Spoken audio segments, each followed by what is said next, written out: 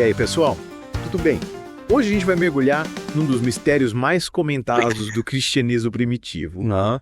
Quem ou que estava segurando o homem da iniquidade, como é mencionado na Bíblia. Nossa! Vamos explorar essa questão com base na segunda carta de Paulo aos Tessalonicenses. Legal. E no contexto político do Império Romano, na época em que a carta foi escrita. Preparados? Com certeza. É um tema fascinante.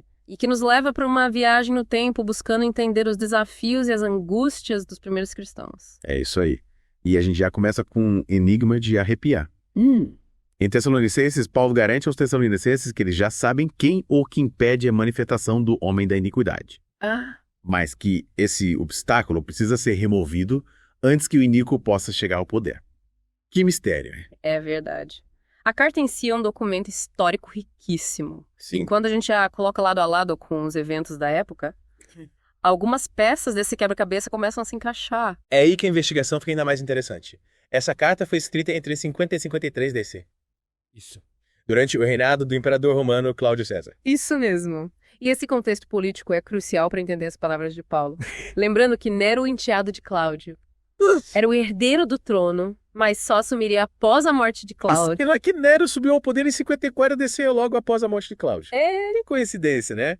Seria Cláudio o obstáculo que Paulo mencionava. Olha, essa interpretação faz bastante sentido quando analisamos os fatos históricos. Se a gente pensar bem, o reinado de Nero foi marcado por ações que os cristãos da época consideravam tirânicas e blasfemas. Tipo o quê? Conta mais. Por exemplo, Nero exigia ser adorado como um deus. Nossa. Chegou a mandar cunhar moedas com a sua imagem e a inscrição Nero é o Senhor. Caramba, que audácia. Pois é, e essas atitudes se encaixam perfeitamente na descrição do homem da iniquidade em Tessalonicenses. Aquele que se levanta no templo de Deus, fazendo-se passar por Deus. E tem mais. Nero insistia que só suas moedas específicas podiam ser usadas para comprar e vender. Verdade.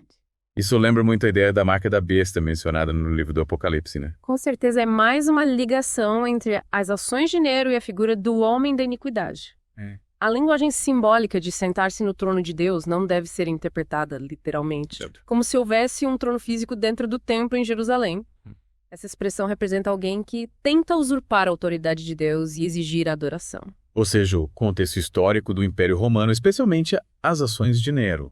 Isso. Oferece uma explicação bastante convincente para a identidade do obstáculo e do homem da iniquidade mencionados por Paulo. Exatamente. E essa conexão entre o papel de Cláudio como obstáculo e as ações de Nero como homem da iniquidade é fascinante. Mas o que isso significa para nós que estamos estudando esses textos hoje? Que lições podemos tirar dessa história? Essa é a pergunta que nunca cala. E para desvendar esse mistério, a gente vai ter que continuar a nossa investigação na parte 2. Bem legal.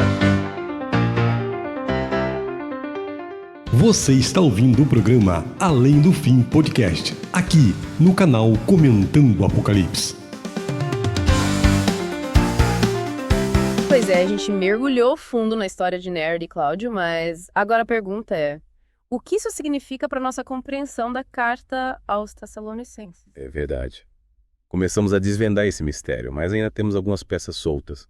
Lembra que Paulo menciona uma apostasia? Sim. Uma revolta contra Deus que precisaria acontecer antes da chegada do homem da iniquidade. Sim, essa parte da carta é crucial. A apostasia era um conceito muito presente na época.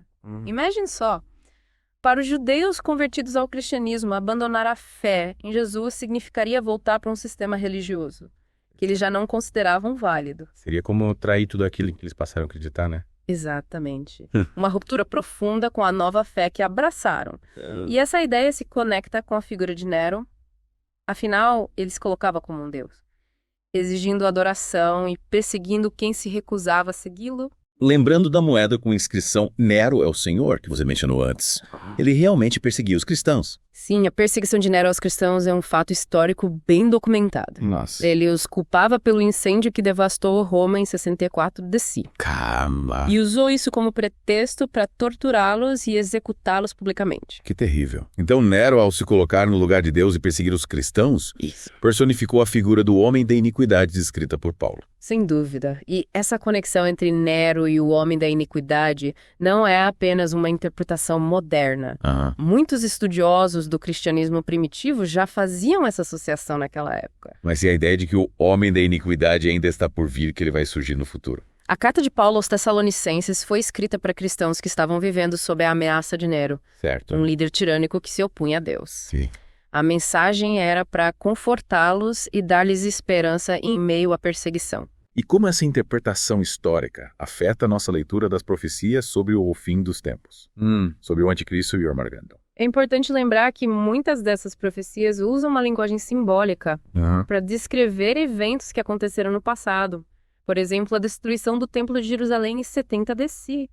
A Bíblia foi escrita em um contexto histórico específico. Sim. E entender esse contexto é fundamental para interpretarmos corretamente suas mensagens. Mas e aí, entender que algumas profecias já se cumpriram tira a emoção do Apocalipse.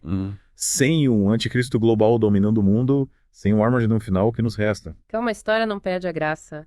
Entender que muitas profecias se cumpriram no passado não diminui a importância da mensagem da Bíblia. Mas ainda fico pensando como interpretar o Apocalipse à luz de tudo isso. Acho que precisamos mais um tempinho para desvendar esses mistérios, né? Com certeza. O Apocalipse é um livro complexo e cheio de simbolismos. Mas com calma e estudo, podemos desvendá-lo e aprender com seus ensinamentos. E é isso que vamos fazer na parte final do nosso mergulho. Fiquem com a gente. Você está ouvindo o programa Além do Fim Podcast, aqui no canal Comentando o Apocalipse. Chegamos à parte final do nosso mergulho. E a gente deixou a pergunta no ar. Como interpretar o Apocalipse se muitas profecias já se cumpriram? É tanta informação, tanta simbologia. É verdade. O Apocalipse é um livro que intriga muita gente, justamente por causa da sua linguagem rica em imagens e figuras. Mas a chave para entendê-lo é lembrar que ele não deve ser interpretado literalmente. Como se fosse um livro de história ou um manual de previsões. Então o Apocalipse seria mais uma mensagem de esperança e encorajamento para os cristãos que viviam em tempos difíceis Isso. do que uma lista de eventos futuros. Exatamente. Lembre-se que o livro foi escrito para confortar e fortalecer os cristãos Sim, que estavam sendo perseguidos pelo Império Romano. certo. As imagens vívidas como a besta, o dragão e a grande prostituta representam os poderes opressores da época. E aquela figura enigmática do homem da iniquidade que a gente tanto discutiu, ele também seria um símbolo. Sim, como vimos Nero com sua tirania e blasfêmia, se encaixa perfeitamente na descrição do homem da iniquidade. Ele representa o auge da oposição a Deus e à sua igreja. Mas e o futuro? O Apocalipse não fala nada sobre o que ainda está por vir. O Apocalipse aponta para a vitória final de Deus sobre o mal, para a instauração de um novo céu e uma nova terra onde não haverá mais sofrimento nem morte. Uau. Essa é a mensagem central do livro, a esperança da redenção e da vida eterna. A gente pode dizer que o Apocalipse, apesar de usar imagens assustadoras, é na verdade uma mensagem de esperança e consolo para os cristãos de todas as épocas. Com certeza. Ele nos lembra que, apesar das dificuldades e perseguições, Deus está no controle. Sim. E a vitória final será dele. Que mensagem poderosa. É reconfortante saber que mesmo em meio ao caos e à opressão, a esperança da vitória de Deus permanece. É verdade. E que a gente possa usar essa história, esse mergulho passado, para fortalecer a nossa fé e a nossa esperança no presente. Exatamente. É importante lembrar que estudar a Bíblia, entender o contexto histórico e as mensagens contidas em seus livros nos ajuda a crescer na fé e a viver com mais sabedoria e discernimento. E você que acompanhou a gente nesse mergulho profundo no mistério do homem da iniquidade e no significado do Apocalipse, o que achou? Deixe seu comentário, curta o vídeo e compartilhe com seus amigos no canal comentando o Apocalipse no YouTube. Até a próxima!